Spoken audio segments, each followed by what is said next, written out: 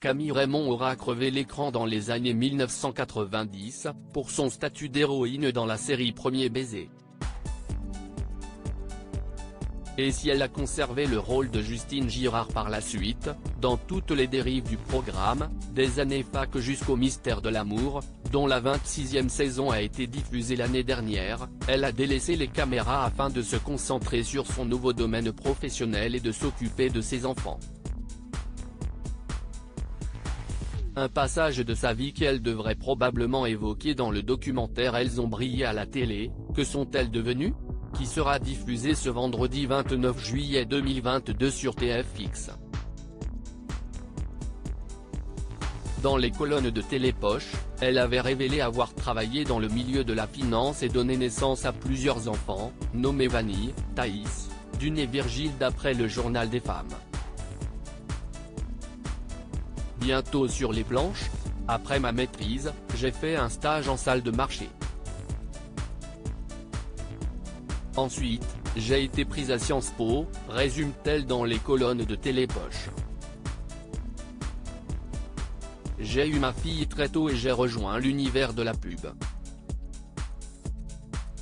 J'ai eu 3 autres enfants et en 2013, j'ai été recrutée par le FMI, Fonds monétaire international, à Washington où j'ai travaillé 5 ans avec Christine Lagarde. Enfin, en 2018, nous sommes revenus en France où j'ai intégré l'OCDE, Organisation de coopération et de développement économique, avait-elle confié. Une carrière aux antipodes de sa vie d'artiste de l'époque, ce qui n'a pas échappé à ses anciens et actuels collègues.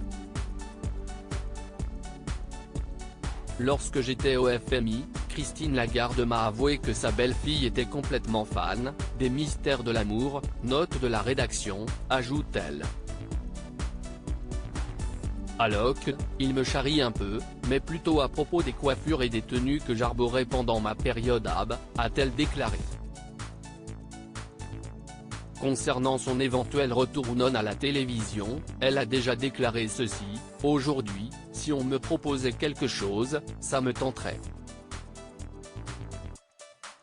Mais j'adore ce que je fais à l'OCDE. Mais un rôle au théâtre, être sur les planches le soir, j'adorerais ça. » De quoi donner des idées à certains metteurs en scène.